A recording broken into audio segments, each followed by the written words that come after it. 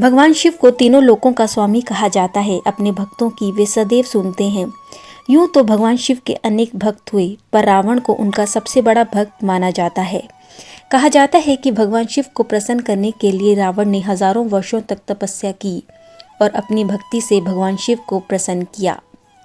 जब रावण ने रच डाला शिव तांडव स्तोत्र। पौराणिक कथा के अनुसार महान शिव तांडव स्तोत्र की रचना भगवान शिव के सबसे बड़े भक्त रावण ने की थी।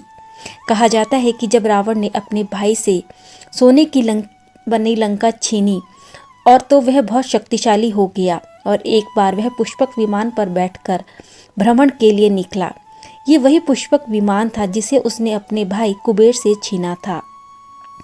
इस पुष्पक विमान की सबसे बड़ी खासियत ये थी कि यह मन की गति से चलने वाला विमान था। कैलाश पर्वत के नज़दीक पहुंचते ही इस विमान की गति अचानक धीमी हो गई। ये देखकर रावण हैरान हो गया और उसे बेहद आश्चर्य हुआ। तभी उसे सामने नंदी दिखाई दिए। नंदी ने उन्हें बताया कि ये कैलाश पर्वत है जो भगवान शिव का निवास स्थान है और यहाँ से गुजरना सभी के लिए प्रतिबंधित है। घमंड में चूर रावण नंदी पर क्रोधित हो उठा और उसने कहा कि वह भोलेनाथ से मिलना चाहता है। इस पर जब नंदी ने मना किया तो क्रोध में आकर रावण ने कहा कि वह भोलेनाथ समेत पूरे कैलाश पर्वत को अपने साथ उठा लंका ले जाएगा। इसके बाद वह कैलाश पर्वत को उठाने लगा। रावण के इस अहंकार को देख भगवान शिव ने कैलाश पर्वत पर अपने पैर की सबसे छोटी उंगली रख दी, जिससे कैलाश पर्वत अपनी पुरानी जगह स्थापित हो गया। लेकिन इस दौरान रावण का हाथ कैलाश पर्वत के नीचे दब गया और पूरे पर्वत का भार रावण के हाथ पर आ गया। इस पीड़ा से रावण करहा उठा और अपनी भूल को सुधारते हुए उसने शिव को प्रसन्न करने के लिए अपने शरीर की नसों को तोड़ दिया और उसे तार की तरह इस्तेमाल करके संगीत बनाकर शिव महिमा का गुणगान करने लगा। इस तरह रावण ने शिव तांडव स्तोत्र रच दिया। इसके बाद भगवान शिव ने रावण की भूल के लिए उसे क्षमा कर दिया और उसकी भक्ति से प्रसन्न होकर उसे दिव्य तलवार चंद्रहास दी। इस घटना के दौरान ही भगवान शिव द्वारा उसे रावण नाम दिया गया, जिसका अर्थ है तेज दहाड़, क्योंकि रावण का हाथ जब कैलाश पर्वत के नीचे दबा तो उसके रोने से पृथ्वी कांप उठी थी।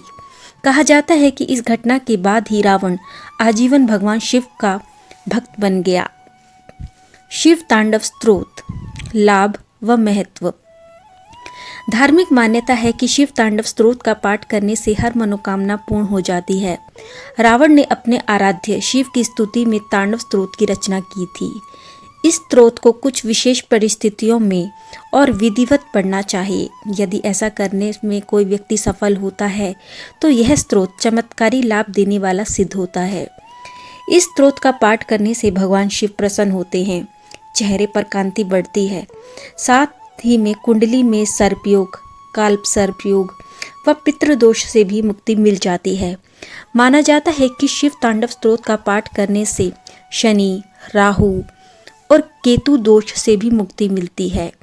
शिव तांडव स्तोत्र का पाठ करने से वाणी की सिद्धि हो जाती है और मनुष्य के जीवन में कभी भी धन संपत्ति की कमी नहीं होती।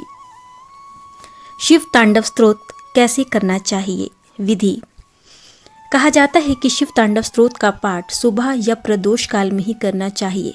सबसे पहले नहाने के बाद साफ वस्त्र पहनकर ही इसका पाठ करें। भगवान शिव के चित्र, तस्वीर या मूर्ति के समक्ष प्रणाम करने के बाद उनकी पूजा करें और इसके बाद ही तांडव स्तोत्रम का पाठ करें। यह पाठ उच्च स्वर में करना चाहिए, क्योंकि रावण ने भी उसे ऊंचे स्वर में ही गाकर भगवान शिव को प्रसन्न किया था। पाठ पूरा पढ़ने के बाद भगवान शिव का ध्यान करें और फिर उनकी आरती करें। चमत्कारी लाभ। शिव तांडव स्तोत्र अपने आप में पूर्ण और अत्यंत चमत्कारिक है और साथ ही यह धन प्रदान करने वाला भी है। इस पाठ को करने से, नियमित करने से समस्त सुख, धन, ऐश्वर्य की प्राप्ति होती है। अलग अलग मनोकामनाओं की पूर्ति के लिए शिव तांडव स्तोत्र के अलग अलग तरह से प्रयोग किए जाते हैं। प्रत्येक मनुष्य और खासकर गृहस्थ व्यक्ति को इसका पाठ रोजाना करना चाहिए। इससे गृहस्थ जीवन सुखमय होता है। परिवार में खुशहाली आती है और दाम्पत्य जीवन में प्रेम और आपसी समझ विकसित होती है। सावधानी। शिव तांडव स्तोत्र एक जागृत और सिद्ध स्रोत है। इस पाठ में कुछ सावधानियां रखना जरूरी है, वरना इसका लाभ नहीं मिलता और आपकी की गई साधना व्यर्थ जा सकती है। इस स्रोत का पाठ करते समय उच्चारण की शुद्धता का ध्यान रखें। धीरे धीरे आराम से पढ़ें और पढ़ने में कोई गलती ना हो। पूर्ण ध्यान और एकाग्रता से पाठ करें। जब तक स्रोत याद ना हो जाए तब तक पाठ करते समय नेत्र की सीध में शिवलिंग रखें या भगवान शिव का चित्र रखें। जब स्रोत कंठस्थ हो जाए तो आंखें बंद करके अपने नेत्रों के मध्य में ध्यान लगाएं और पाठ करते समय आचरण और विचारों की शुद्धता का ध्यान रखें। भगवान शिव को आप सच्ची भक्ति से शीघ्र प्रसन्न कर सकते हैं। भगवान शिव जितने विशाल और व्यापक हैं उतने ही वे अपने भक्तों के लिए दयालु भी हैं। भगवान शिव की यदि आप विशेष कृपा पाना चाहते हैं तो शिव तांडव स्तोत्र का पाठ आपके लिए अत्यंत ही फलदायी और लाभदायी साबित होता है।